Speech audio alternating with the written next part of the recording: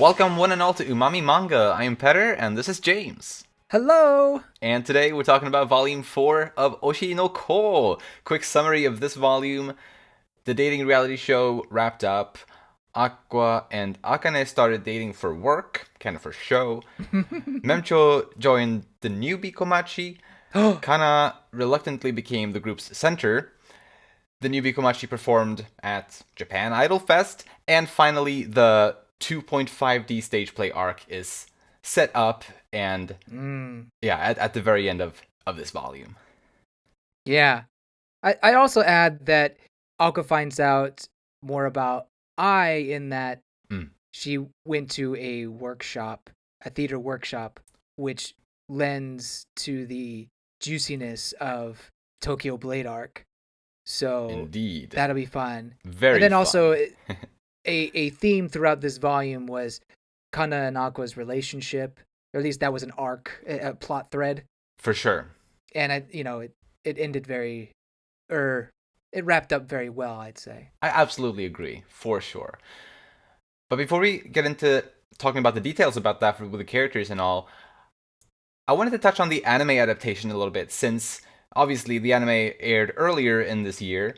Right. But James and I didn't watch it as it aired since we didn't want to spoil ourselves for these manga discussions. But now that we have read up to Volume 4, we have also both watched the anime, which covers basically exactly up to the point where this manga ends. Yeah. And personally, just quick thoughts on that. I was very happy with the adaptation. There were a couple of things that I like, a few little choices here and there that I wasn't like crazy about, but overall I was impressed with the aesthetics, both the art style and the animations. I thought like the stage performances, like animation in that looked usually looked really good. The colors were looking really nice, and voice performances I thought were good, and songs were good and everything. Like I'm overall very happy with the adaptation of this. Yeah. Pedro and I had talked offline a couple times about my thoughts on the adaptation, and I was pretty hard on it, to be honest. But the more I've thought about it, the more I've softened towards it, and I think it's a great adaptation, if you will. I did give it 8 out of 10, and I think that, like Petter said, it has great colors, some good animation. There was some questionable direction or choices that they made. A couple scenes that I felt hit harder in the manga or were different in my head as a reader versus how they decided in the anime, and I don't necessarily didn't necessarily agree with those choices. Right. And the funny thing is, I usually am not like this. When we read a manga and then I watch the animation, I'm usually totally okay with how the anime chooses. I feel that way, or how the anime changes it. I feel that way with Jujutsu Kaisen, Frieren, Spy Family. Like, there's so many instances of the anime either being equal or greater than what the manga set forth. But in this case, I'm not saying that it's less than the manga. What I am saying is there were some choices I didn't agree with and felt it was strange. That's fair. If I recall, when you and I talked about this last week, you brought up the example of when Kana welcomes the Hoshino siblings to the school. Yeah. And she's like, welcome to the entertainment industry. And how that in the anime doesn't have the same kind of eerie feeling, kind of, as I believe both you and I kind of got from reading that part in the manga.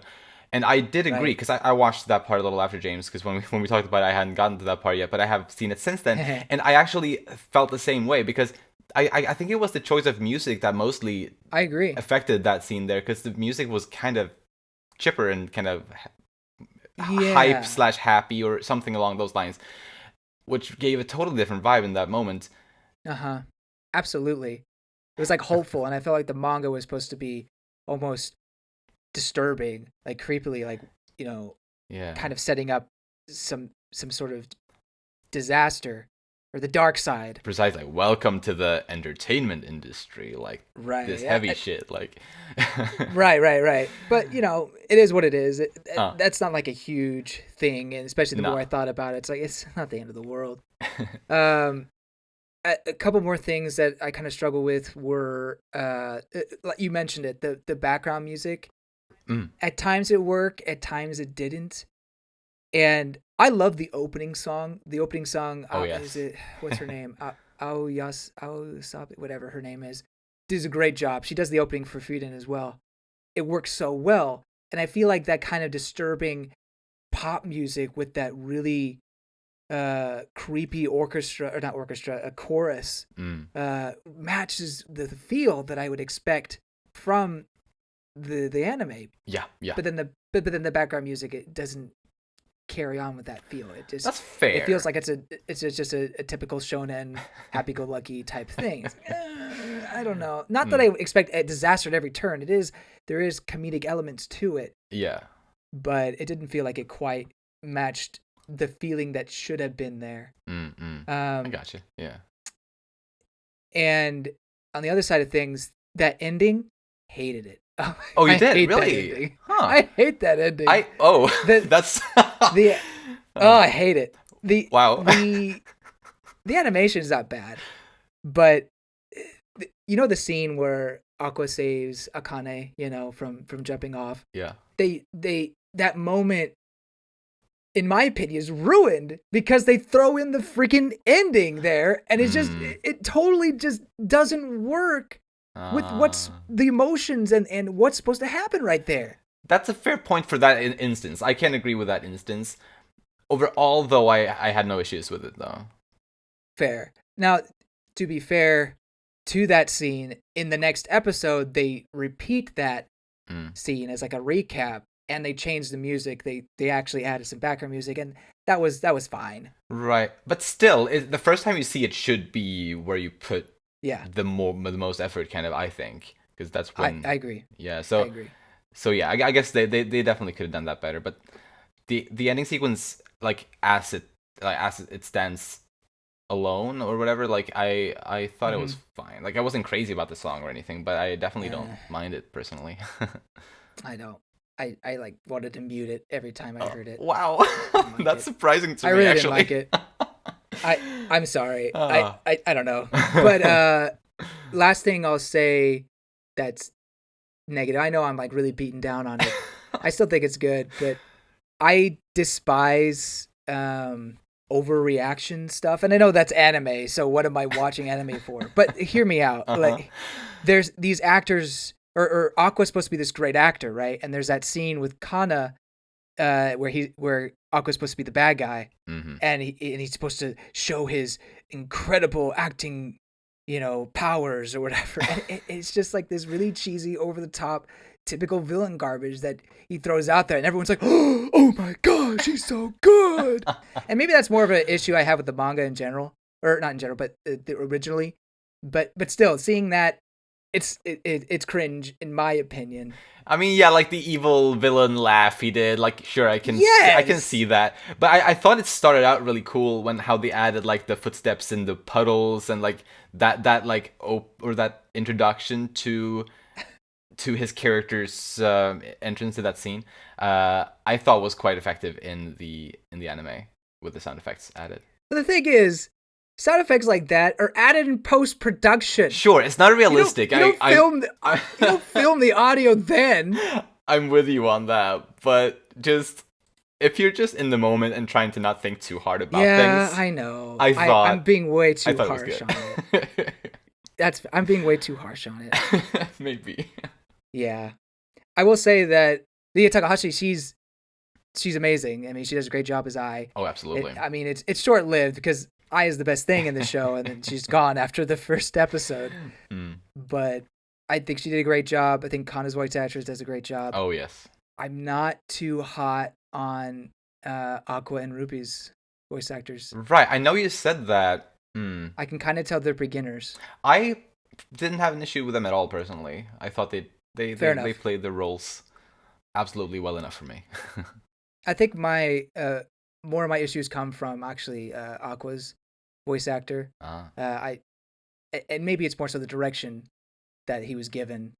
I really don't like those aloof characters. I feel like they bring very little to the table. That's fair, and I mean that's something I haven't felt it as much with this reread that we've been doing for the podcast. But back when I read these first 4 or I guess, well, these first 40 chapters, these first 4 volumes, back when they were coming out chapter by chapter, Mm-hmm. I do remember feeling that way about Aqua's character in the manga. Okay. Like, just that vibe from him didn't really Mm-hmm. appeal to me. I have been enjoying his character more on the reread, though.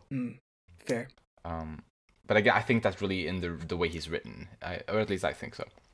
And you're probably right. But listeners, even though James has expressed all these things, remember he did rate it an 8 out of 10. So I did because I'll admit the first episode does a lot of heavy lifting because it's really an incredible one shot if you think about it. Absolutely, yeah, like just like the first volume is. But I think Akane's story is very powerful, and I love Kana so much. So I think the supporting characters here are very good. For sure. And like you said, the colors and the animation are very well done. So I think it makes up for it. Sweet. Yes, for sure. Sorry for being so harsh. No, it's all good. It's all good. But I guess with that, we move into talking about Volume 4. Okay. So, starting this time with Kana Arima.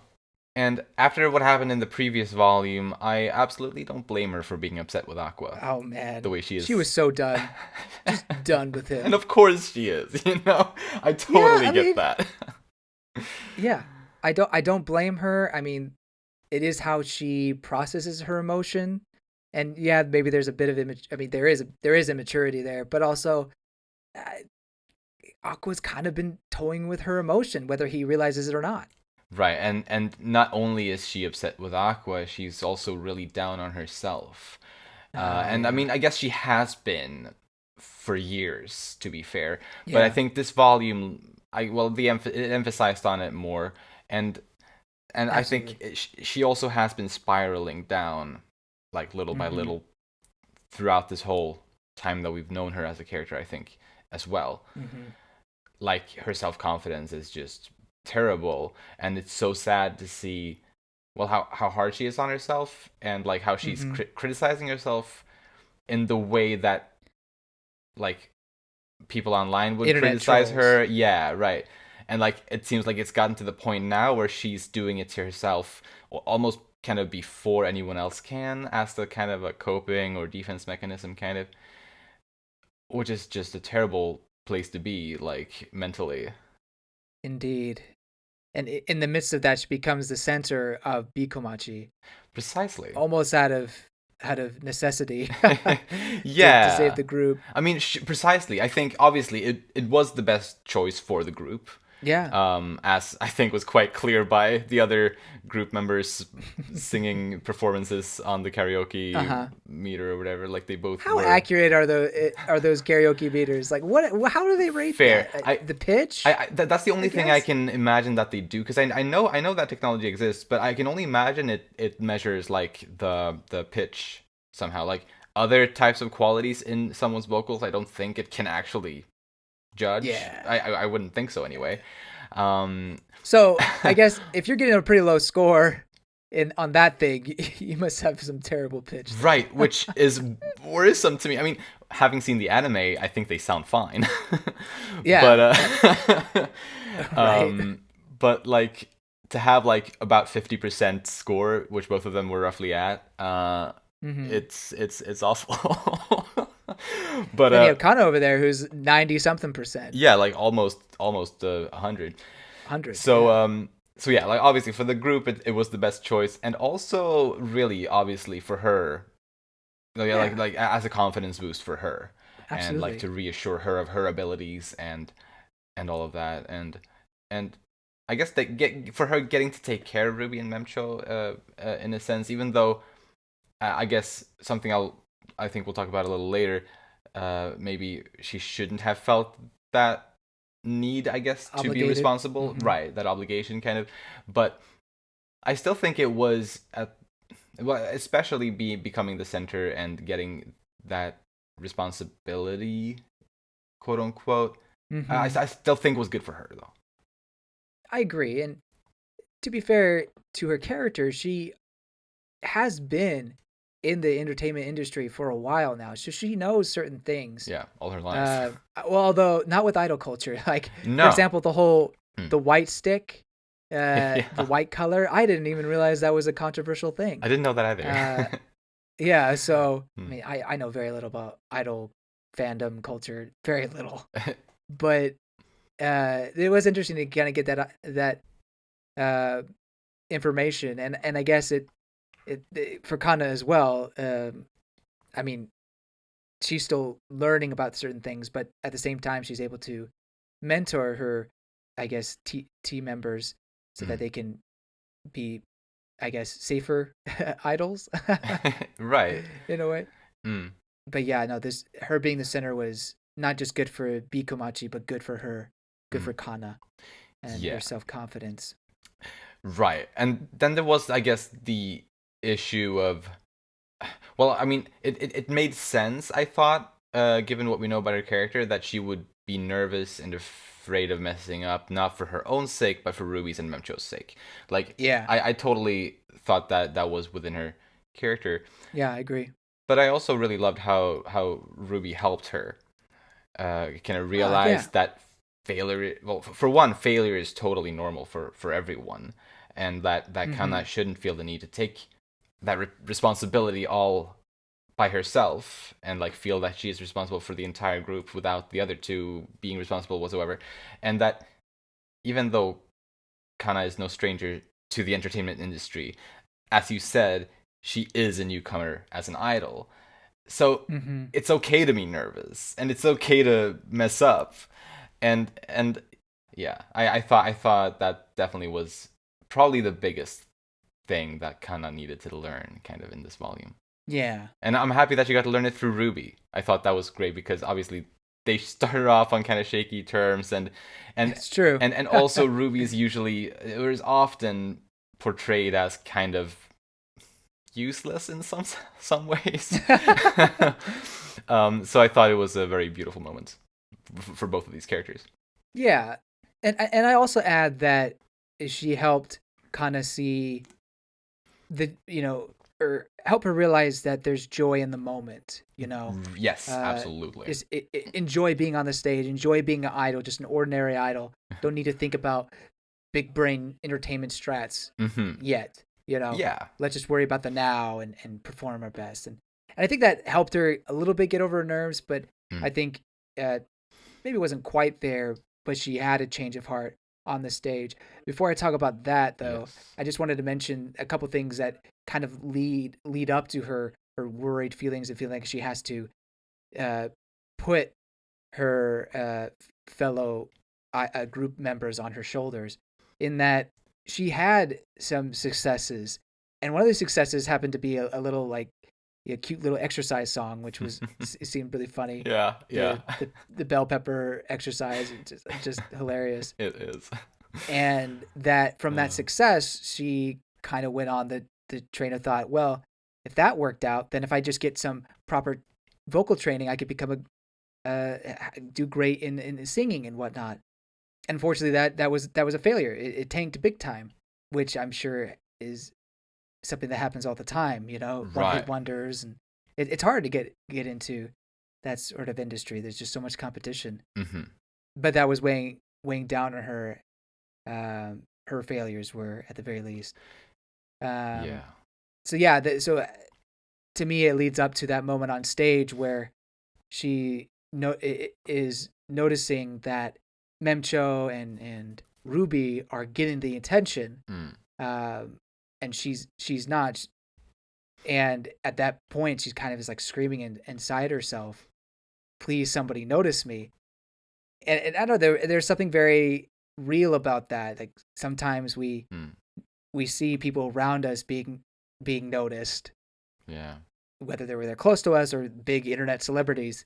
We see that happening, and then we we want something similar. I know Yeah. that's kind of jealous, maybe talking, but also for those who are working hard in their respective fields, to get some sort of recognition, I think, is so gratifying. For sure. And I think it's a very natural and very human thing to want. Yes, absolutely.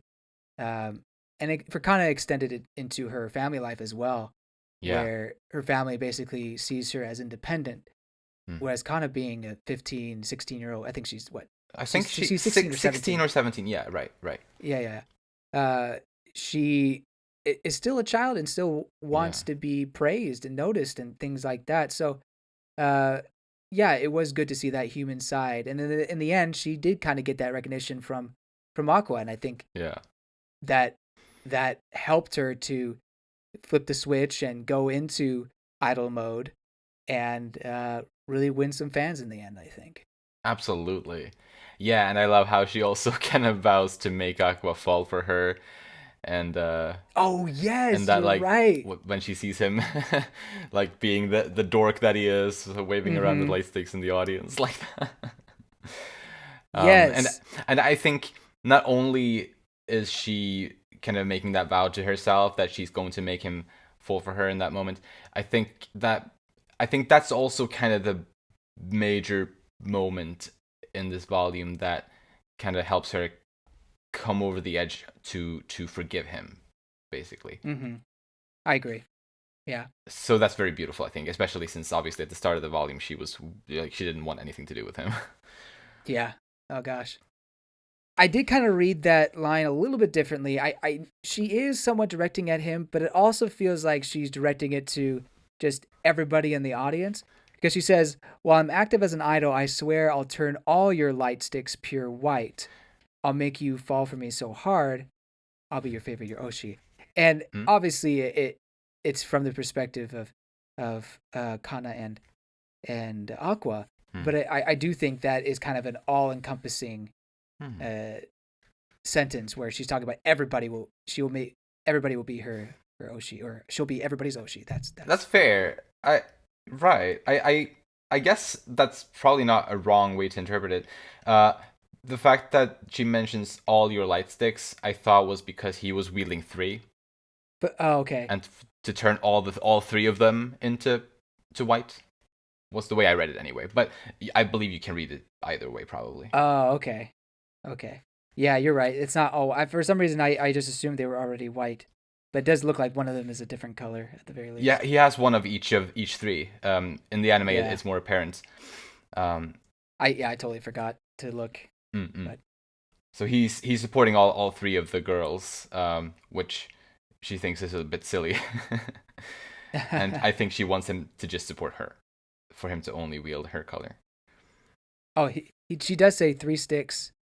Yeah, I think you're right. Actually, I think I think she may be talking about all the when she says all light sticks, she's probably talking about the three of them. Okay, interesting, Mm-mm. interesting. So she's back in love. Oh yeah, I mean that without a doubt, without a doubt. Yes. Yeah, I mean when she finds out that it's just a work relationship that Aqua has, is Yeah. another switch goes off and she's just Yeah. back to teasing Aqua, and it's Yeah, great. it's It's so great, funny. and Yeah, and also their scene, like I believe, is like the day after or whatever, like when they're talking and Ruby mm-hmm. like makes the remark about how like the effect that she has on Aqua and everything. Like it's very funny and very nice. So playful, so Yeah. playful. But there was also the moment when she well for a moment she kind of thought that she was falling in love with Peon. Yeah.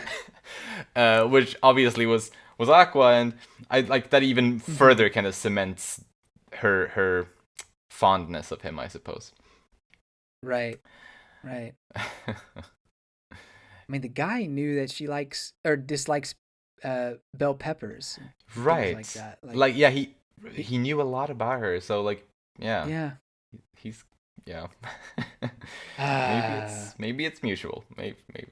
I. Mm, It's he's hard to read, but it was yeah. also kind of funny how she like after having learned that it was him under the mask that she couldn't fall asleep the day or the night before the concert, so she even though she had been telling Ruby about all those things, mm-hmm. um but yeah no she's in love.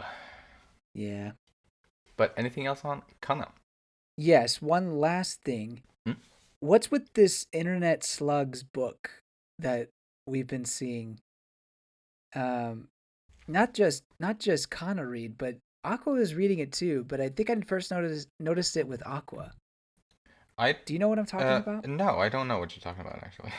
Let's see. Let me try to find the page. Yes, please.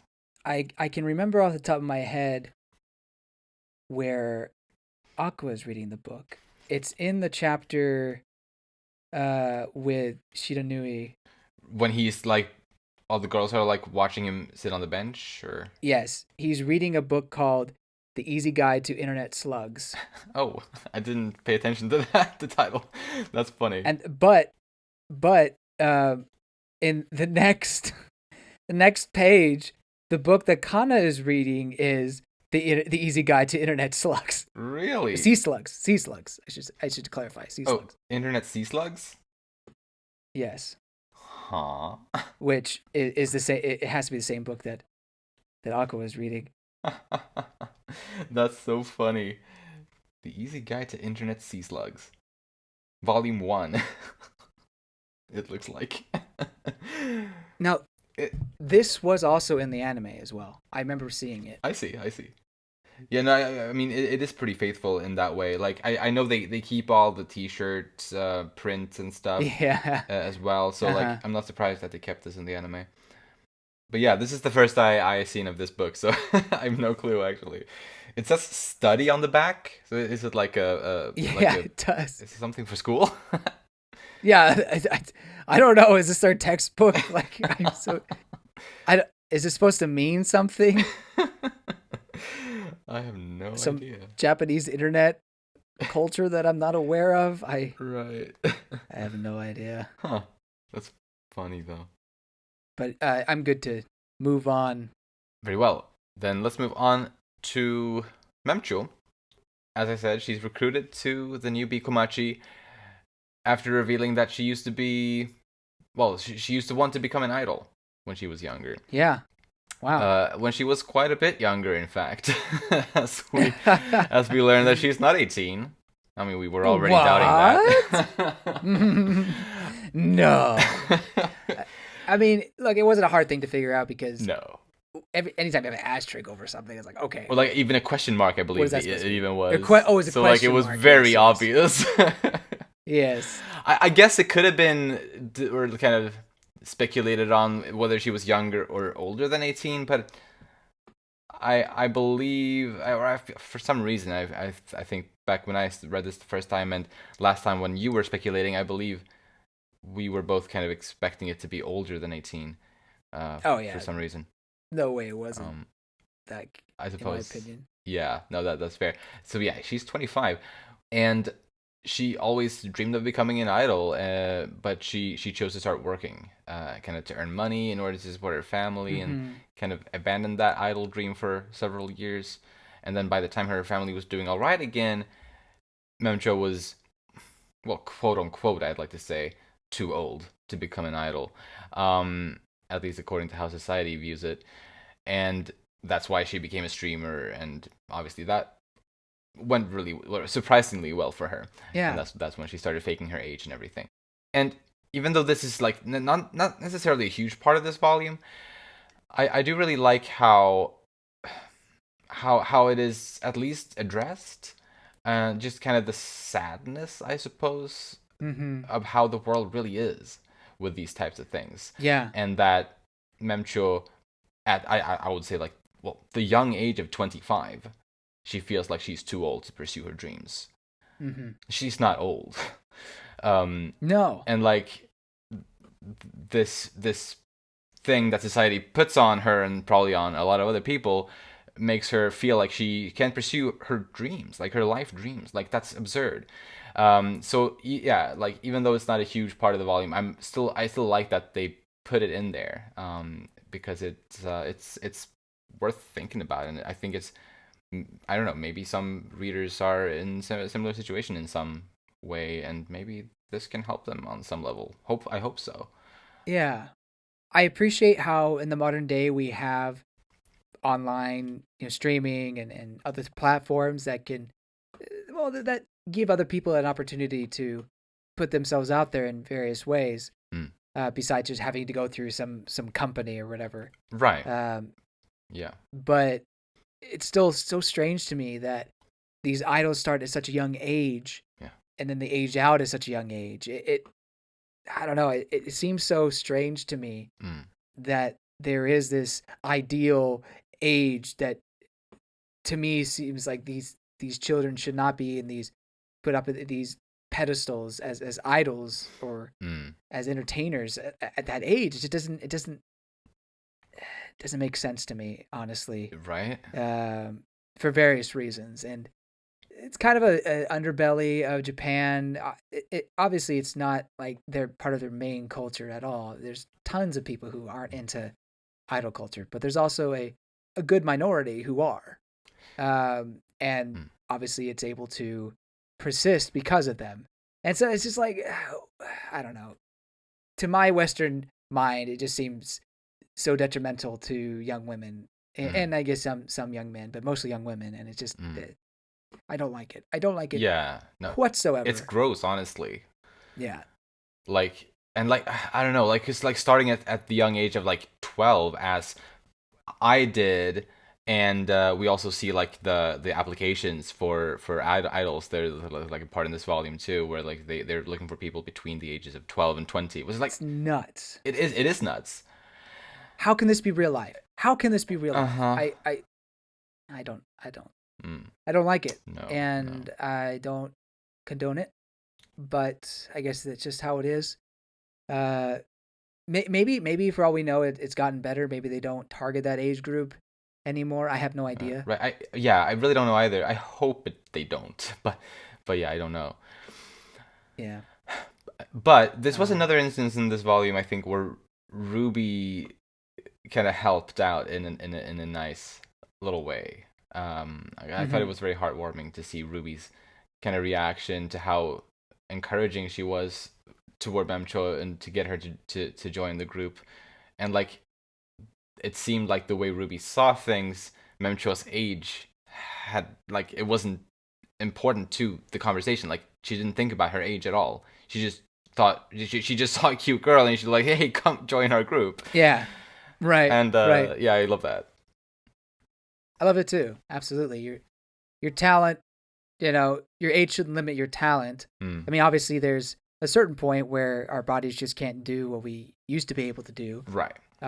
But at the age of 25, you should still be pretty good. Even into your 30s, you should be fine. Absolutely. Usually when you're hitting your 40s is probably, depending on the person, is probably when you can't do everything that you used to be able to do, particularly with movement, I'd say. Right. But yeah, sure. Not that I'm speaking from experiencing yet, but not yet. We'll get there. But last thing I want to say about the whole age thing is Mem-cho basically lying about being a high schooler and eventually being the age of 18. It's so sad that she had to tell that lie. Yeah. And I'm sure there's other people who maybe even in real life who have to fib their age a little bit. And but why? There's no point. There's no reason. Yeah. Aside from personal, private life reason, that's totally fine if you want to keep your age hidden that way just for privacy's sake. That's okay. But to make yourself appealing, by saying you're a high schooler when you're really not. I mean, no, I'm not blaming Mem-cho. I'm blaming this society. Precisely. Where we're fantasizing about high school girls. It's like, what are we doing? Yeah, my goodness. Idol culture. I don't like it. I'm sorry. Yeah, no, but that's one of the many things that I love about this manga series is how it criticizes all those types of things. And that's why I think the anime didn't do as good of a job, because it wasn't criticizing the industry as much as it should. Oh, you think it kind of did less of that than the manga? I mean, for example, the entertainment. Welcome to the entertainment. Oh, that industry. Right, the part that we talked about. True. Yeah, that's true. Yeah, and then the music, I didn't feel like did well enough. It was a little too happy-go-lucky. Right. For what this story was about. But anyway, sorry. Yeah, no, but that is absolutely a fair point, and I can even agree with it. But something that I liked a lot about Mem-cho's inclusion to the idol group is her enthusiasm and drive to get the new Bikomachi going. kind of, and like to get them rolling more Mm-hmm. so than they had before her joining. I mean, they had started before, but like I feel like she got them started in ways that they hadn't been able to do before, kind of without her. Yeah. Like obviously, well, for one, she had the ability to promote them kind of online very effectively, obviously because of her having a lot of online followers, but Mm-hmm. it's also because she's smart. Yeah. Like in ways she asks the right questions, and she gets the group to do things that need to be done, like such as deciding on who should be the group's center, for example. Like she brings up those things that they, or like initiates the discussions that they need to have. Yeah, I think she's a true idol otaku. I mean, Yeah. obviously Ruby was, but Uh-huh. I don't think she understood the inner workings of the idol industry as well as probably Mem-cho does. Not to say that Hmm. she's been an idol yet, but she had gone through auditions, and I'm sure she had Right. experienced and talked with other idols about things. I think she's just a little more knowledgeable Hmm. than Ruby. So having her, I guess, knowledge for their beginning idol group, I think is invaluable. Yeah, yeah. I'm very glad she joined the group. Yeah, I had no idea who was going to join leading up to this.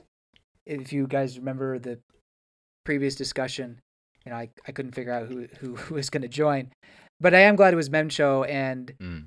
her little bit of background and what she brought in this volume, I think really solidified to me that I like this character. I really like her. I think Yeah. Mem-cho is a great addition. I didn't think too much of her in the previous volume. I mean, she was good. I liked her, but Mm. I guess I wasn't crazy. Not to say anything bad, but this volume I think really made me like her, and I'm excited to see where her career goes from here. Absolutely. Yeah. Yeah. And I mean, of course, like we definitely got to know her character much better in this volume. So Yeah. I definitely feel similarly. And yeah, yeah, she's way up there among my favorite characters in this series now. I also really liked how she figured out that Kana likes Aqua, and so now she doesn't Yep. know if she should root for Kana or for Akane in this Yeah. love rivalry.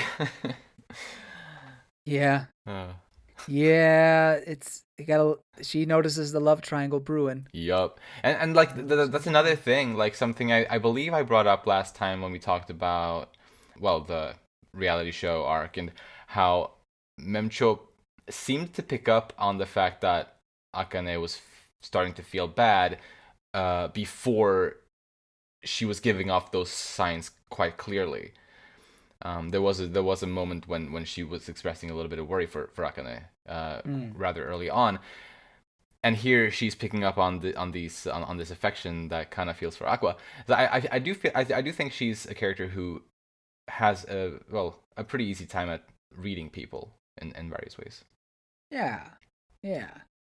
Although I am going to push back slightly and say that, uh, I mean, couldn't anybody see that Kana had a thing for Aqua? I'm just saying.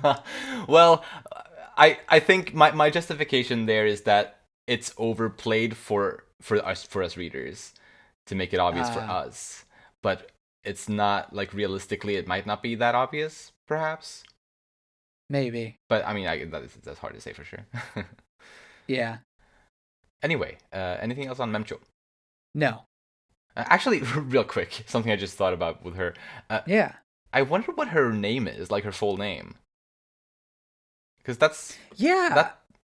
I believe she's like the only character, at least the only like notable character that we don't know the full name of, You're right. or maybe even the real name of. Like maybe Memcho is like completely a stage name for her, or like maybe Huh. because like I was thinking that like the Mem part of it might have been like maybe a short or a nickname part of her real name, but it may not even be that. Like we don't know at all. Yeah. Well, the Cho is not a last name. No, no. So her name could be anything. Yeah. That actually, I mean, it could be nothing. Huh? I mean, how many idols go by, stage names? Like, it's very, very common, Right. particularly like VTubers and things like that. But Yeah.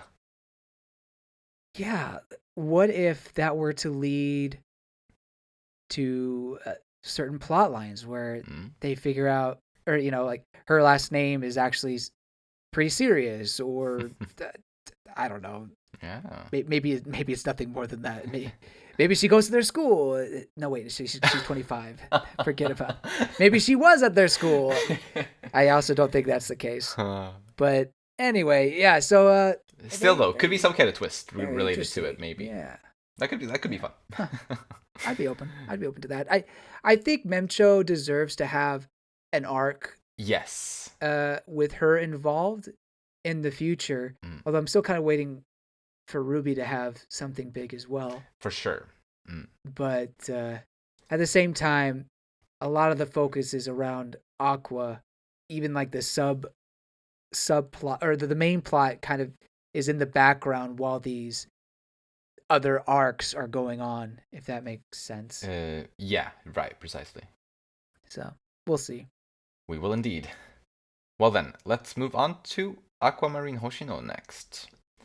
He learns from Kaburagi in this volume about how I supposedly fell in love with someone at theater Lalalai, which is that same theater group that Akane is a part of.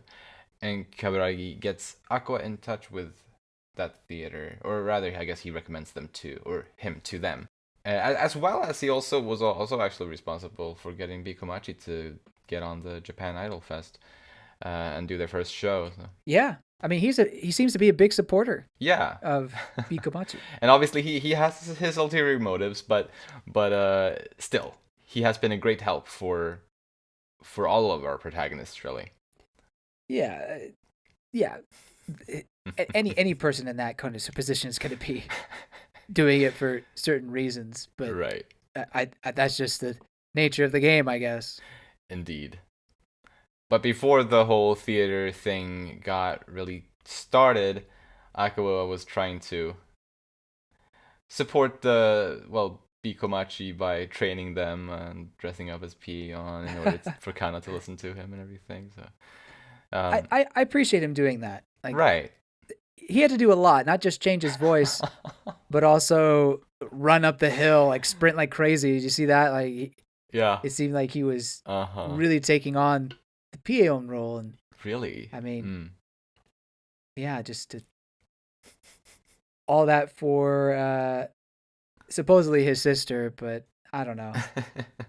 I mean, yeah, I believe it, but also I do feel like it bothered him that Kana was ignoring him, because yes, at the very beginning of the volume he says, pretty soon it's going to hurt my feelings. Precisely. First off, bruh, you already did that to Kana. Yeah. You oblivious fool. Yeah. And then secondly, you don't say that unless you care about a person. Mm-hmm.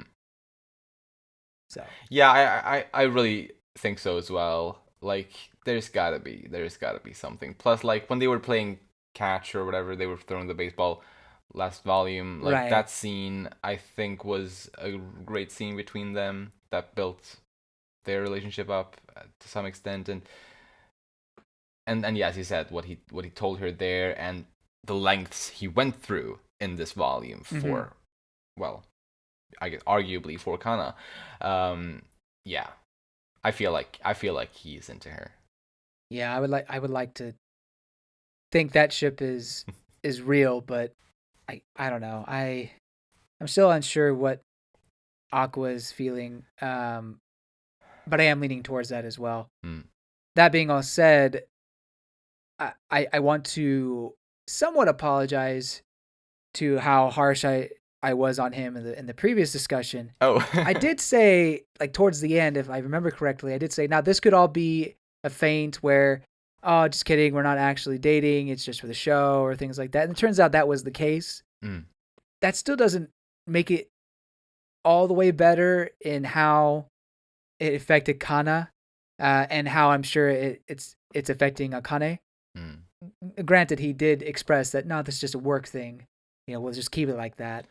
Right, precisely. He was upfront about that with right. Akane right away, basically, which I can respect him for. So I appreciate that. Yeah. Yeah, I respect that. Set expectations in that way. But yeah, so I'm not I'm not as harsh, but I still think, or I'm not as harsh on him. You know, I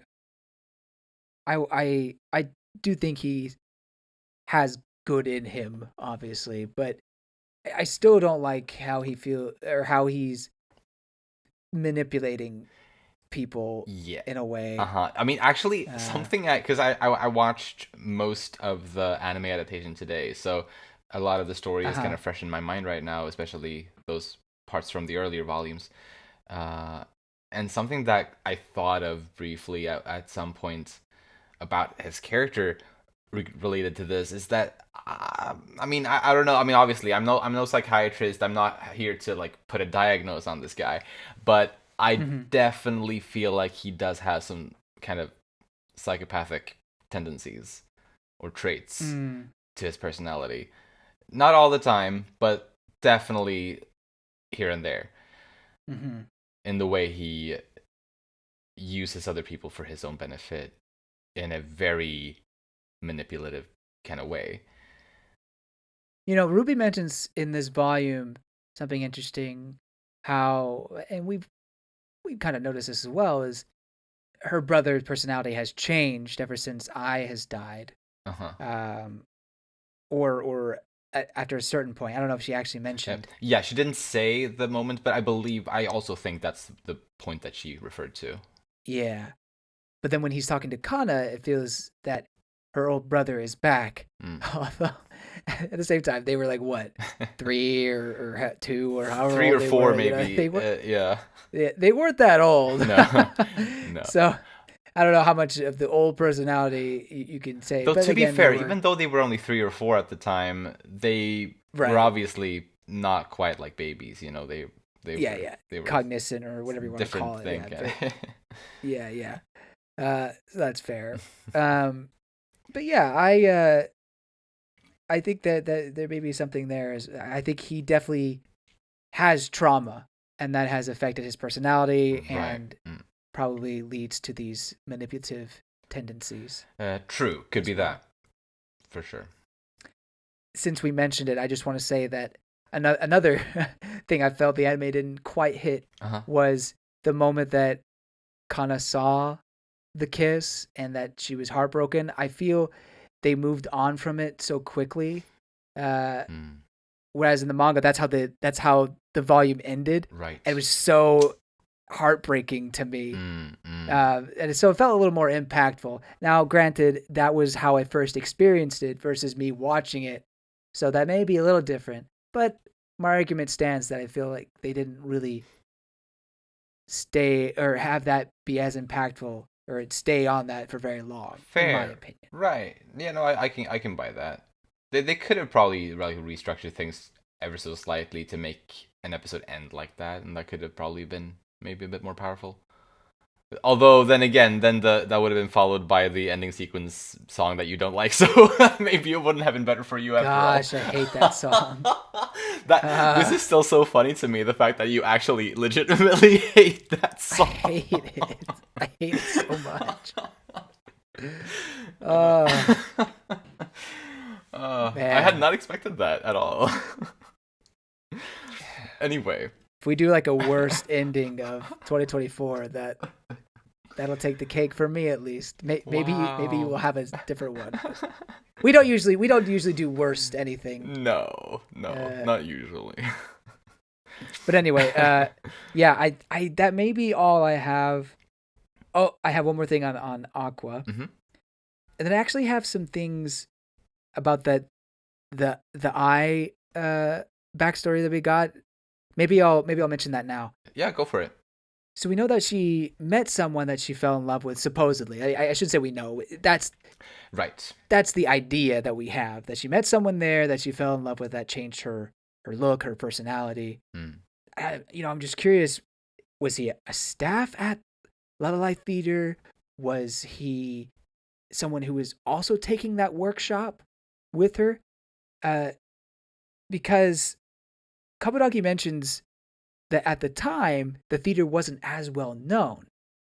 And I feel like that could mean a few things, where the person who I fell in love with wasn't necessarily super famous person at the time, but an up and coming person maybe. But that's just speculation. Anyway, so just I'm very interested to see where that tidbit information in this mystery goes. Yeah. And I also think that means Kaburagi's usefulness might not be, at least in terms of learning more about I think he may be out of it. I'm sure he'll still be a great supporter for B Komachi and probably help them get some more events. Right. But I'm also thinking that maybe his usefulness for Aqua is gone. That seemed to be his big tidbit. And then Aqua's going to move on to another person. Precisely. I get that same feeling. And yeah, like about this person that I met at Theater La La La. Like, yeah, it really could be like any type of position, first of all, as you mentioned, kind of at the theater.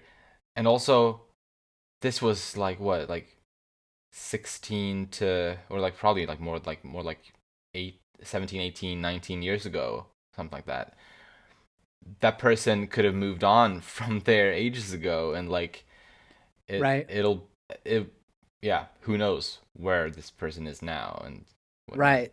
That's why I think Aqua is going to have to talk with someone else, probably someone from La La La. And I think there was a name mentioned, but I'll save that for later. Yes. But probably needs to talk to someone else to get the next tidbit of information about what I was doing with another guy. Precisely, yeah.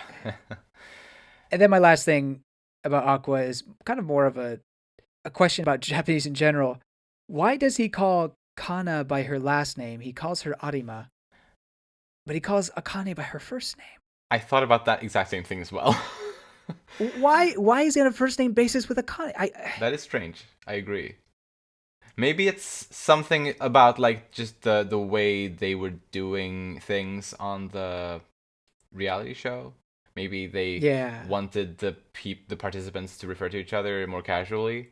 And maybe that's why he just got used to that with her. Maybe. Yeah. I think that has to be it, where they would just automatically became, first name basis. Nothing more than that. That's just how they would refer to each other.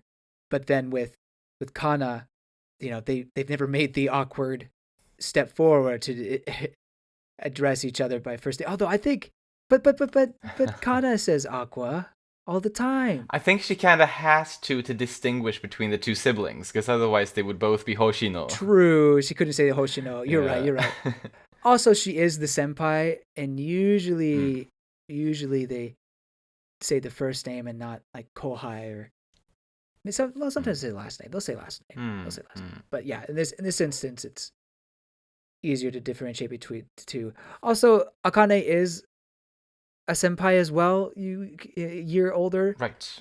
But true. Again, they were on the show. They probably want to use first name, and they don't go to the same school, so right.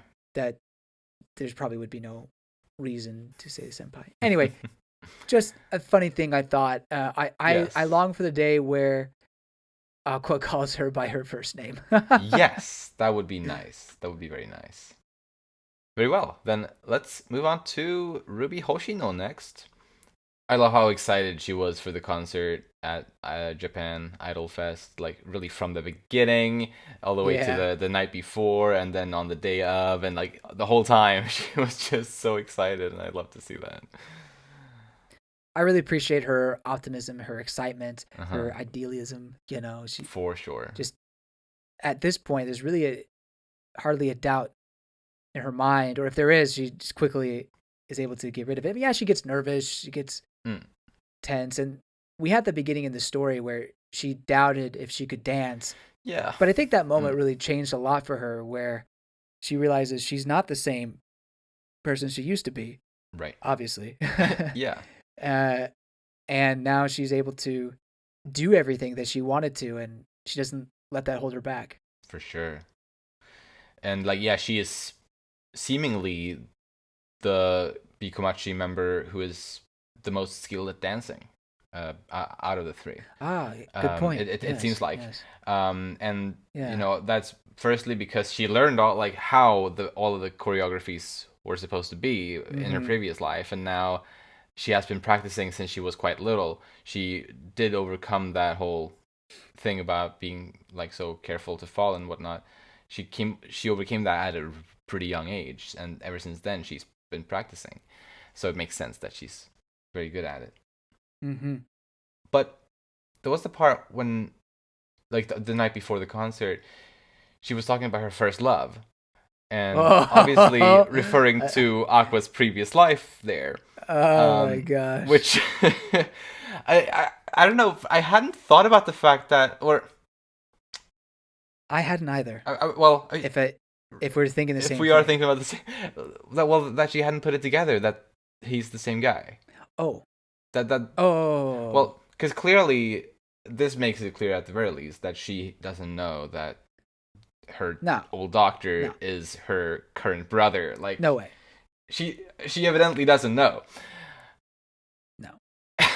So that's pretty funny. So what I was actually going to say that I thought we were on the same wavelength. I didn't realize that Goto was Sanino's first love. I maybe that was established earlier. I had forgotten. I knew that she cared about him, but I didn't realize that she thought of him as her first love, you know? Fair, right. I think it had, like, I think the way it had been expressed before was in a way that could have been read as a joke, kind of, because I think she was, like, saying things like she wanted to marry him, but that wouldn't necessarily have to be read as if she was totally serious about it, you know? But I guess she was serious about it. I guess so. Kind of weird. I mean, cute. Obviously, if you take it in the context of, you know, a patient falling in love with her doctor, that's cute, and you know, just a simple little crush. But then you take it into this context, and even though she doesn't know, it's still kind of weird. I mean, the whole situation's weird, but this it's still kind of weird, you know? Yeah. I mean, I guess just every female character in the story needs to have a thing for Aqua, right? No, stop. It's not ever. Oh my gosh. Next thing you're going to tell me that Miyako is going to have a thing for him. Oh no. Oh my gosh. Let's hope not. This is not that kind of manga. This is not 100 Girlfriends or whatever that current airing show is. Right. Yeah, I hope not. So going along with that, she mentions that I wonder where Goto is, or she's basically saying I wonder where he is. And it just got me thinking, do you think she'll find out that he's dead? That he's died? Eventually, I do think so.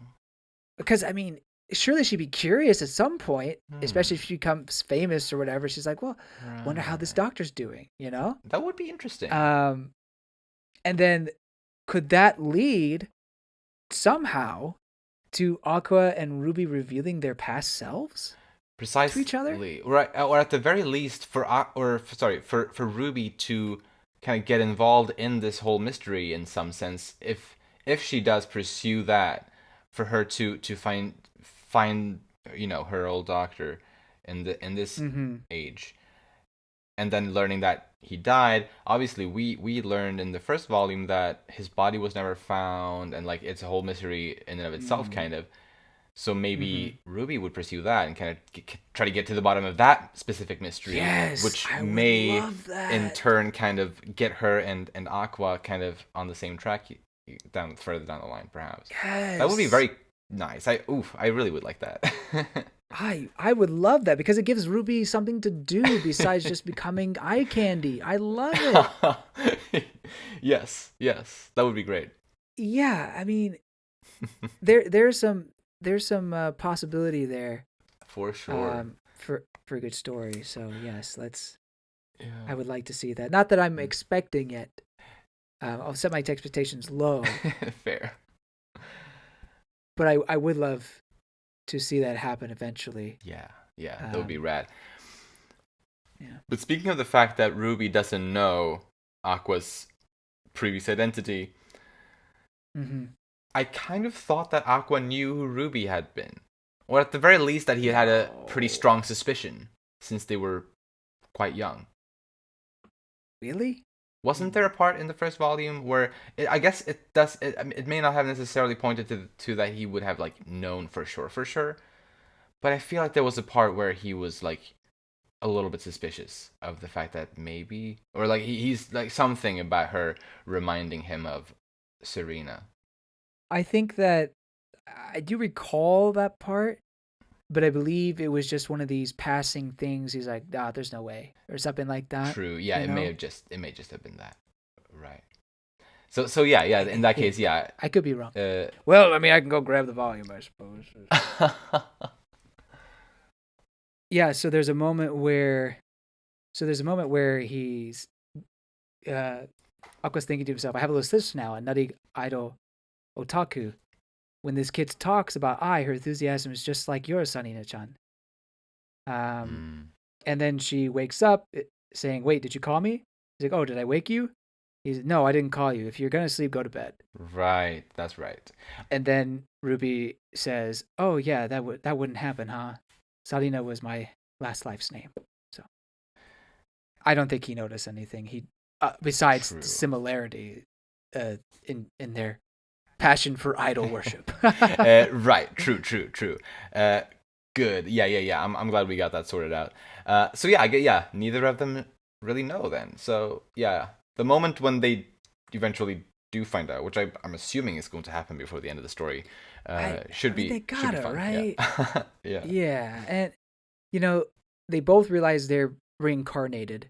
Mm. They both understand that, so we passed that hurdle. Precisely. So eventually, the past life thing may be brought up, but I guess we also have the issue where the scene that Aqua mentioned in the previous volume, where it seems like the line between his current self and the past self is being blurred a little bit. Uh-huh. So will there be a point where does that become too late, where they can't really remember their past selves? Right. That would be kind of a shame. It might be, yeah. But is that what the story is leading up to, where we just forget about that? I don't know. Suppose we'll see. That's all I got. Then, moving on to Akane Kurokawa a bit. I thought it was kind of sad, but at the same time, also kind of a relief to see that Akane understood that Aqua was, wasn't into the real Akane, but more into her performance as Ai. Like, she put that together herself. So I kind of, while it was sad, it was still nice to see that she understood that. Yeah. Although, I mean, I guess it shouldn't be surprising knowing about her deduction skills about like of people and whatnot, which obviously is nearly terrifyingly good. So it makes sense that she had figured that out. But yeah. Yeah, I mean, I'm so much on Team Kana that, no offense to Kane, I'm glad she's doing so much better, but also it's like, don't pitch your tent here. Like, don't go with this guy. Like, it's not gonna go anywhere. But yeah, I mean, you can't help who you fall in love with, I suppose. Absolutely. Mm-hmm. So true. And I do think she has those feelings, or at least just a little bit. Maybe not as much as Kana, but I think they're there. I think so as well. And maybe I shouldn't take it this way, but the fact that Mem-cho was, or I guess I should say, the way that the story through Mem-cho kind of established Akane and Kana as love rivals. True. I feel like she also that's another sign that she does have feelings for him. Yeah. Well, it turns out they're not just love rivals; they're just deep rivals, like acting rivals. Precisely. And much more so than we knew before. I believe it was mentioned briefly, I think, by Kana in the previous volume that they were rivals on some level, but it was not very clear that it was this strongly. I don't think it was really mentioned that they truly knew each other. Kana knew of Akane, like that. Yes, like that was true. But I don't think they mentioned like they were rivals or really knew each other. I think they brought up a rivalry, but not really mentioning details. Like that rivalry could have just been like a non-personal rivalry, just because they're in the same field and they were the same age. So yeah, this one absolutely gave us more details and understanding of it, which is fun. Yeah, for sure. But yeah, I'm excited to see Akane in the next volume. Yeah, for sure. This next arc will feature her more. But for now, I guess that's it for her. Yeah, that's it. Then next, let's talk a bit about this little character called Mana Suzushiro. Nice. This idol otaku who quit her whole idling career after becoming a fan of Ruby Hoshino, I guess you could say simply. That was a nice little chapter, I thought. Yeah, I liked it too. It's part of the dark side of the entertainment world where not everybody makes it, and if they do, how much can they actually support themselves on that before they dwindle away, and at one point do you have to say, I'm done, I can't do this anymore, or this is my limit. And that's hard to say for some people. I mean, eventually all of us have to say that, I suppose, but it takes guts, it takes a lot of work. Yeah. But there is something sad but beautiful about Mana and her little story here of moving on and finding a new career in life. Precisely, yeah. And it wasn't in the anime. And yeah. I am a little bit disappointed because they kind of lit it up that it could be, and then they just took it out completely. Right, precisely. Like they had like the very beginning thing, and then they just took it away. Right, which seems like such a strange decision to me. Like, I feel like either you adapt that chapter or you don't. Like, why would they even start, like, do the first part of it and not follow up? Like, I don't know. I thought that was kind of silly. No idea. Unless you start off the second season with that, which I don't know why you would. Unless you just want to. I mean, you know what? If they do start it off, it could be an interesting way to depict the entertainment industry, because I do think this is some interesting commentary there. True. Just like as a brief little prologue of sorts, or whatever you want to call it. I suppose so, yeah. Just kind of to set the mood a little bit before going into the actual next arc. Yeah. Maybe. Yeah, I guess I wouldn't be. But that's just me speculating. Right. Yeah. But if there's any other characters you want to talk about, feel free to bring them up. I don't have anybody else. So Yuki, yes, the girl from the dating game show, she ends up actually dating Nobu, even though she rejected him. I thought that was very interesting. It was, and as I believe Akane mentions, very, very clever of her to basically keep her dating life personal still, even though she ended up liking Nobu. Yeah. So yeah, I really did end up liking Yuki after being kind of iffy about her when I first read the volume. That's another thing the anime didn't do, and to be fair, they don't always do the extra stuff in the volume. But remember that like extra story about Yuki feeling really bad about what happened. You remember that? Yeah. And for me, that helped contextualize her and understand that she's actually a good person. There was no ill will. So that was in the anime, and I felt like that was a bit of a shame. But I know you can't do everything. Fair, right.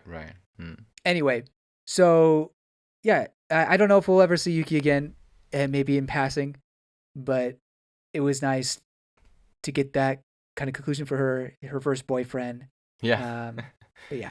Yeah. No, she ended up being a fun character, and one that, similar to Aqua, though in a very different way, is quite hard to read, kind of. You're right. And I do appreciate that. Yes, I agree. Kind of like a cheerful Aqua. Yeah, not a pessimistic one, maybe? Right, yeah. I could see that. Next up is Shiranui. Yes, I'm bringing up Shiranui. That's fair.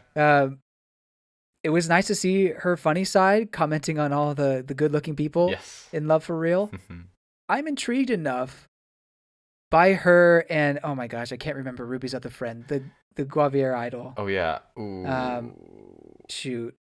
Well, yeah. fake Kansai Ben dialect girl. Yes. Which is so funny to me. It is. Because you hear it in the anime. It's like, it's pretty thick.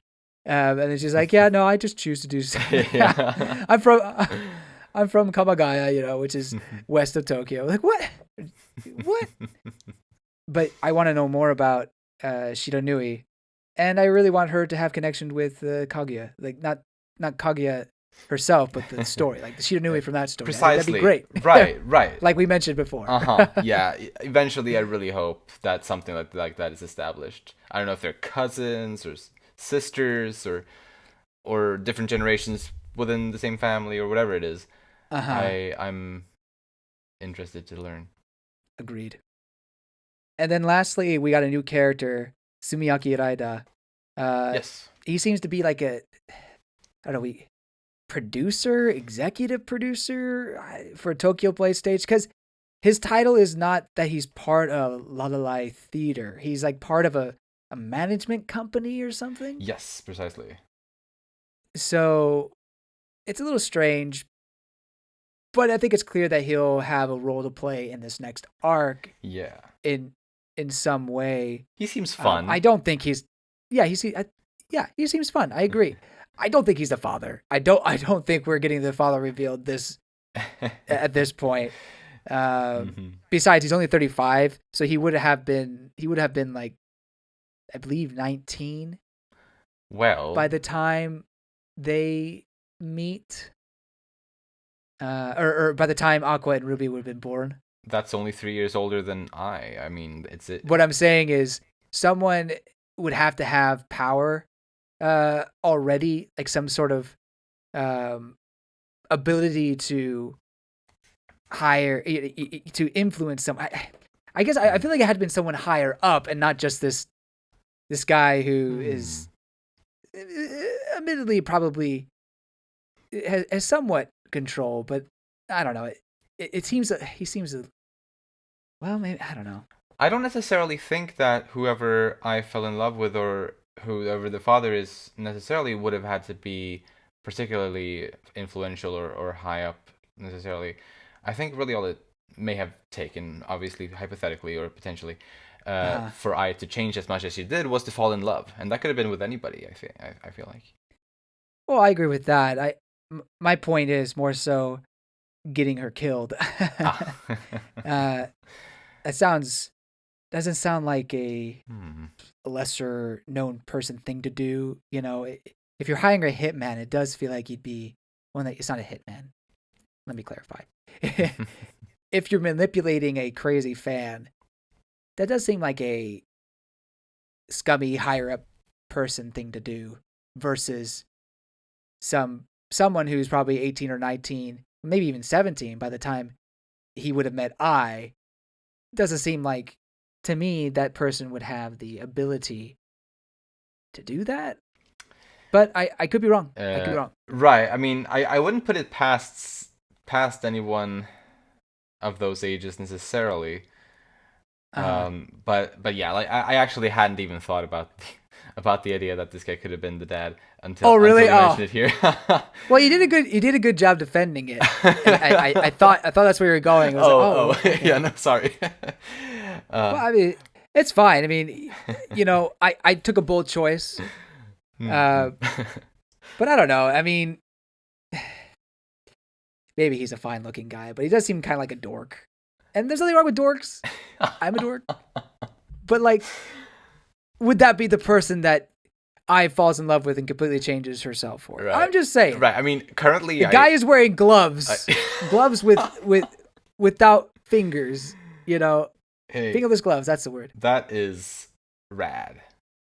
That's hot. It's hot. So hot. Yes. No. To each their own. But yeah, that's kind of my feelings on that. But I am interested to see, and I have some other predictions that I'll save for predictions about him. But that's where I'll go. Coolio. I think that's my last person there. Great. Oh, actually, I do have one little thing. that one idol fan, he was called like the manager, I believe, and he was Ah, assessing Bikomachi, and he was like, they aren't as good. Then all of a sudden, he's like, yeah. oh, was he the same guy that was interviewed in Volume 1, like for the documentary or the video or whatever? I'm trying to go back I'm to curious. see. I did not recognize him personally, but I mean, perhaps if there was someone like that in the first volume. Okay, so there is someone similar to him Which because chapter? he has like the head. Chapter 4 of Volume 1. Okay, let's see. I'm going back into Volume 4 to compare the faces. Oh, that's totally him. The facial hair and everything. Oh, I mean, the one thing he's missing is the towel in the first volume, but he has the head. He has the thing on his head and the scruffy facial hair and the beady eyes. Like, to me, that's a match. oh yeah, that is the same guy. Yep, Good catch. interesting. So yeah, that makes me feel this guy's gonna be following B Komachi for a while. We'll see him again. Maybe not be a main character, but he'll be a frequent follower. I get he'll make frequent appearances in their concerts, in my opinion. I hope so. I do hope we get to, like, not necessarily for him to play like a huge role, but at the very least that we get to see him kind of at the very least in the background to some extent. That would be nice. Mm-hmm. I guess it's hard to say necessarily if he's going to continue to appear on the pages, but I hope he does though. True. Yeah, that's great. Yeah. Anyway, that's all. Now that's all I have for characters. Great. Then onward to predictions. Yes. And I'll start with something on Ruby, partially. Okay.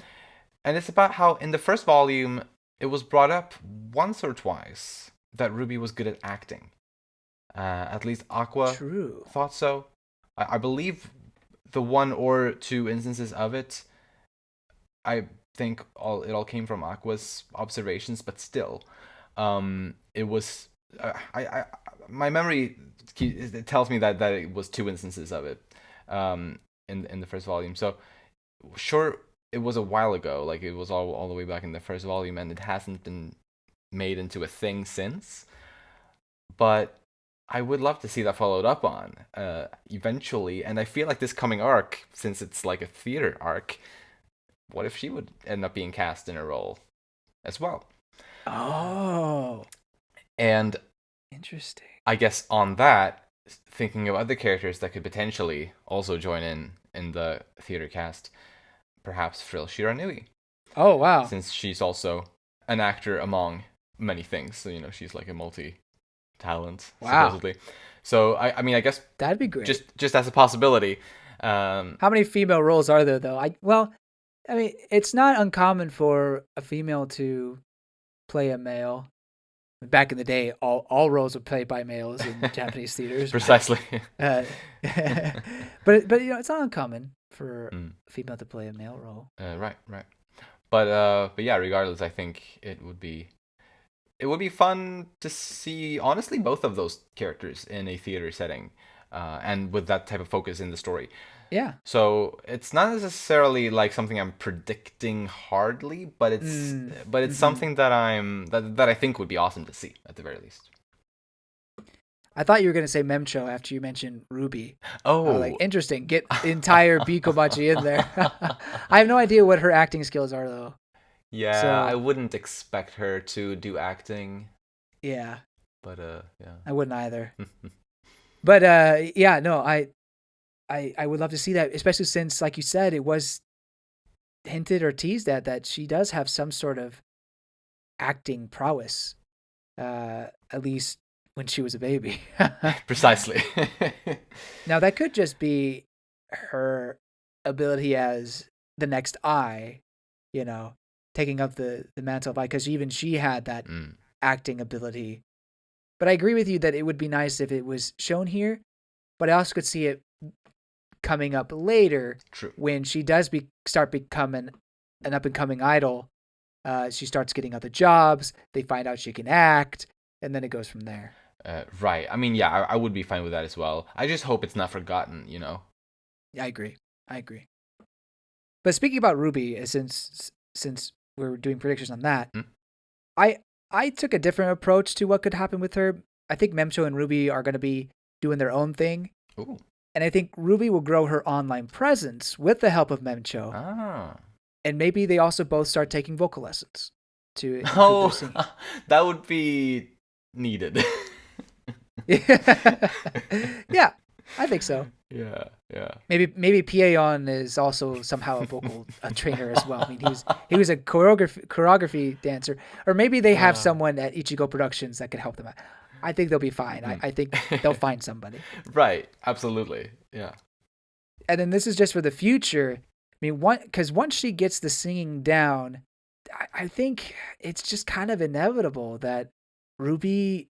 I don't know within idol culture how often the center changes, but I wouldn't be surprised if Ruby were to become the center at some point. I know that would really be potentially a painful moment for Kana, and I guess there certainly are instances of the center character or the support character person.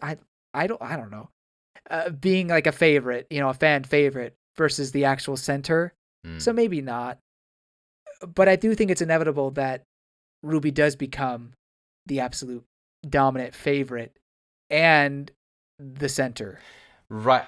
I think that makes sense as well, kind of, given that kind of she and Aqua are in a way the protagonists. Like, it's kind of their story in a way, even though Ruby hasn't gotten that much time to shine. I agree. At least so far. I agree. Like, because really, Kana is the character that shines the brightest out of all characters, I think. Absolutely. And absolutely. So, with that in mind, it also makes the most narrative sense for her to be the center of the idol group right now. And so, I think Ruby would have to really earn that center, not only with her skills as an idol, but also narratively in the story for us readers. Like, before she would become the center. Like, she would have to become an action and a more fascinating and appealing character narratively. I think. I would like that as well. I think the further we get into this story, I do feel like we are going down this path where Ruby is kind of the true reincarnation of I, and Aqua's almost the storyteller of it. I know that's oversimplifying it and not totally accurate, but I do feel like Ruby's kind of going down the same path as I. At least the as I mentioned before, Aqua is the lies of I, and Ruby is the love of I. Like yeah, the good side and the bad side, maybe the two halves. And I feel Ruby is solely going down that path. So maybe there isn't that growth is just inevitable, that her idol charm is just so overpowering and her drive to become a great idol is so overpowering that eventually that is what happens. Right. But I do agree with you, or I share in your preference that she would get some sort of development like Kana in order to deserve that center spot. Right. And I guess more on the newbie Komachi group, something that I thought of, like, obviously now that Mem-cho has joined, the group feels complete. Like, they are a great trio right now. Yeah. But I do wonder if the group is going to stay as this trio forever, or whatever, like for the rest of the story, kind of, or if maybe other members will be added to it still. Yeah. I wonder the same thing, and I mean, it's really just like, it's like 50-50. I either it's yes or no, Yeah. And I'm kind of scared to say either, because I'm just not. I'm not sure because I can see this trio working out really well. But the original Bikomachi was multiple girls, at least five, Yeah. right? Yeah. And I think a lot of idol groups are at least five. Maybe I think there's some that are three, Right. but But at the very least 4 is like but some are like huge. Like some are like 7, 8 people. Like more than that, my friend. and, right, sure. So yeah, AKB48. When I was living in Japan, that was, I don't know if they're still big, but they were really big when I was there. AKB48. 48 of them. Dang. And I think there's even more than that too. But anyway. Right. But yeah, like 3 is a comparatively low number for an idol group. Yeah. Yes, I agree. I would have guessed Mana becoming one if they hadn't given her future, like saying she quit 2 weeks later and had that job. I would have been like, oh, Mana would be a great choice. Oh, yeah. Resurrect her career. But at this point, I have no idea. I still think the characters that we've introduced all have their own careers going for them. And it would be strange to rip them away. Like Akane, like I don't know. She's this theater prodigy. And I guess Kana is also an acting prodigy, but it doesn't seem like she would need to be taken away from that. But of all the characters, Akane does seem to be the closest to these characters and would make sense to be added. But Mem-cho kind of came out of nowhere a little bit, right? I mean, sort of, yeah. Like her character was introduced, but we didn't know she wanted to become an idol until this volume. Although to be fair, the fact that Kana became or joined the group was kind of random too, in a way. Yeah, because she was really almost kind of pressured into it. Yeah. Yeah, I guess it's just hard to know. But I do agree. Out of the characters that we know so far, I agree that Akane seems to be the most likely if there will be another one added to the group. Yeah. Unless they introduce someone new, Precisely. But ultimately, I'm really happy with the current trio. So I kind of would like it for just to just stay as those three. Actually, I think that's what I prefer. I think. Okay, I'm torn. Like I like this trio, but I wouldn't mind having a new member as well. Right. Especially if it gives us more characters and more of the industry to explore. True. But absolutely. Who knows? Speaking of Akane, I'm doing like a far prediction here, and I think you will probably agree with me. The love triangle crap will go on for a long time. I think they'll milk that till infinity, and maybe even add more people. For goodness sakes! But I'm gonna go out on a limb and just say that Kana will be in game. Like she and Aqua will be a thing. I'm gonna say it. Good. I'm saying it. Good. I said it. Well said. Done. Well spoken. I absolutely stand with you on that. This is not really a prediction, but I'm just putting my thoughts out. I think Kana's the best thing about this story. Yes. That's not named I. She's the best character that's not named I. And I mean, that's fair. And maybe better than I in some cases. We have more. I mean, I is kind of still a mystery, right? I mean, I think her story about understanding love was beautiful. But Kana, I think, is such a real character in her worries, her dreams, aspirations. I mean, I'm not a child actor or a former child star or anything like that, but I think we all can relate to wanting to be recognized and her, I guess, pessimistic attitude on her own life and things like that. But yeah, Kana's great. Kana's awesome. Yay. Love her. Best character in this story easily. I'm glad to hear you say that. Because obviously I agree. I believe I told you that when we had our first volume discussion on this series. Yeah. And obviously back then, maybe maybe it's unfair to call her one's favorite character after only the first volume, but I mean, since this was as far as I had read when we started this series for the podcast, yeah, I absolutely felt the same and still do. Yeah. Man, it's fun to actually be able to chime in fully on predictions and stuff like that now, because this is the first time on Oshino Code discussions that I'm able to do that. And for the two of us to be on the exact same page now finally is lovely. Absolutely right. lovely. No, that's great. I do have like one more prediction. Go for it. If you don't mind me adding it. Shoot. About Sumiaki, I think that he's gonna include some changes to the original script. I don't know if he actually has that power, but I get a feeling he's kind of a chaotic kind of guy. Yeah. And I feel like he's gonna play or notice that love triangle going on between those three, and he's gonna try to make it even more spicy. Really play on to that lovers quarrel, or not lovers quarrel, but the rom-com or the romance between them. Yes, and the love triangle kind of thing. Yeah. Uh-huh. That's my feeling. I think that could be interesting insight about some producer or some director changing the story from the original, which I sure would upset the author a little bit. Oh yeah, I mean, and the fans and yeah. The fans, yes. Yeah, I'm sure they'd be upset.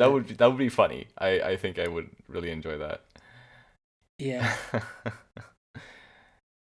So there was a name mentioned between Sumiaki and Kaburagi. Kindaichi. Have we heard that name before? I don't know if we have. I don't think so. And it seems to imply that this man is in control of Dadadai Theater. So I wonder if he will be Aqua's next target in finding out more about I. Right. Definitely could be. Yeah. By the way, I'm just now looking at, it's like in the last chapter of this volume when Sumiaki is talking about like the adaptation that's gonna be done. And there's like in the background there's like, it looks like, I guess, like a cover art perhaps of the Tokyo Blade manga. Mm-hmm. And there's a girl who looks like she has like the same devil horns as Mem-cho. Interesting. And that's not the same character as. Oh, I wonder if it like.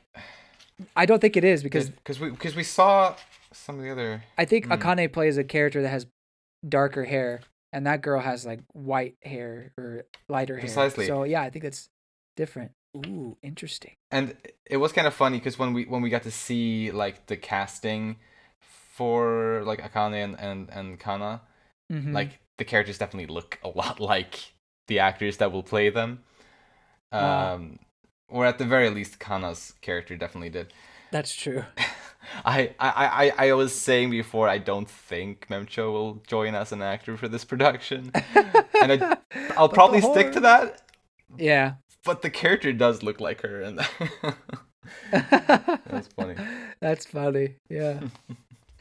But I mean, Shinonui is also an option. Yes, absolutely is. I mean, I haven't seen Shinonui wear horns, but I that character seems to be would be a good casting for her. I think maybe. I'm sure she could pull it off. Yeah. Or Ruby. Oh yeah, you're right. Why not? Interesting. Although I gotta wonder if, at this point, since they've established the casting, you feel like Aqua would have known if they had hired Ruby. Right. I mean, either they haven't established all of the casting yet, or maybe someone that has already been cast will like leave the production for whatever reason, and they'll have to recast or something. Oh, that's certainly a possibility. Yeah. But yeah. Any other predictions? Lastly, is they've been using the old Bikumachi songs. Well, let's get some new ones. Let's go. Yeah, absolutely. I know that this next arc is gonna be mainly Tokyo Blade. I mean, that's the feeling I'm going with. Mm-hmm. So I feel like maybe next volume they'll release a new single. Or some new singles. Like the one after next, you mean? Or Oh, did I say yeah, the one after the sixth one. Right. The sixth one, Gotcha. volume 6. Yeah, Yes. I think that's a good prediction. I like it. Okay, I'm done. We've really been talking a long time. I'm so sorry. I had so No, all good. so many thoughts about this one. This one really gets my mind going in terms of, I guess, being really critical. I'm so sorry. No, I don't think you've been too critical. I mean, you've been quite critical about the anime, but I think the manga, I think you've been a good amount of critical on. Not to say you've been too critical on the anime. Fair enough. I can understand your critique there. I totally understand if someone listening to this who got this far, kudos to you, would be upset with my critiques. Totally fine. If you feel like it's a masterpiece, more power to you. And I don't mean that in a bad way. Like, totally. If you enjoy it, that's great. And don't take my criticisms to heart at all. Yeah, and let us know what you think of the anime adaptation in the YouTube comments or on our Discord server, which is open to all of our listeners. And well, I guess let us know what you think of the series so far as a whole, like the story, because this is so like I think the story so far, what was adapted in the anime and that we've read in the manga so far, Mm-hmm. I mean, evidently I love it. I suggested we do this for the podcast after I had read exactly this amount of the story. Yeah. Volume 4 is pretty strong. It is, yeah. This was a great volume, and it's my favorite volume cover art so far as well. Yeah, it's Kana's great. Yes. I guess I just want to know what your rank is of it so far, if you love it. Well, it's actually a little bit hard. Uh-huh. I'm torn between an 8 and a 9. Uh-huh. But I think I'm ultimately gonna have to settle for an 8 right now. But it has amazingly good chances to increase to a 9. It's just after all, it's only 4 volumes, Right. Yeah. and it's like far from complete. It seems like. Yeah. So it's really hard to give it too, or I personally feel like it's hard to give it too high a score because of that. Yeah. But it's a very solid 8 for me, which is a great score in my mind. I mean, 8 is great too for me. So how do you rate it? I think if you were to take volume 1 out and still somehow get the context, it would be a 7 out of 10, which is good. But I think when you include the fantastic first volume, it's an 8 out of 10 for me. Lovely. Yeah. So I think we're pretty much on the same page. Yeah. And I also see the potential for this story going forward. I hope they don't fumble it. I think Akasaka's a pretty good writer. Agreed. Yeah. I mean, it's too early to completely judge. It is. Right. I think sure, it does feel like kind of a lot has already happened, but I also feel like we're at the start of the whole story at the same time, kind of. Right. Because we really kind of are.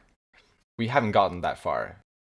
To me, it also feels like they've established the cadence of the story, right? After volume 1, where we see a little bit of the entertainment industry, then we get a bit of Ai's backstory, the mystery behind Ai's death, revealed, like a bit of that, and then we go back to the entertainment industry stuff. So it kind of has that sort of a flow to it, and that also makes it kind of a slow burn, because to me, one of the major appeals of this book, besides the entertainment industry stuff, is the murder mystery. It kind of keeps us going, besides, again, the characters in the entertainment industry. So the way that's being prolonged, it feels like we're going to be here for the long run. For sure. But with that, I suppose we are done for this week. Yes. So, if you enjoy our content, you can follow us on Twitter at Umami Manga, and it would be lovely if you'd like to support us by rating our show on the podcast platforms and subscribing to our channel Umami Manga on YouTube. Thank you so much for listening, and we'll see you next time when we'll talk about Volume 5. Bye-bye! See you later!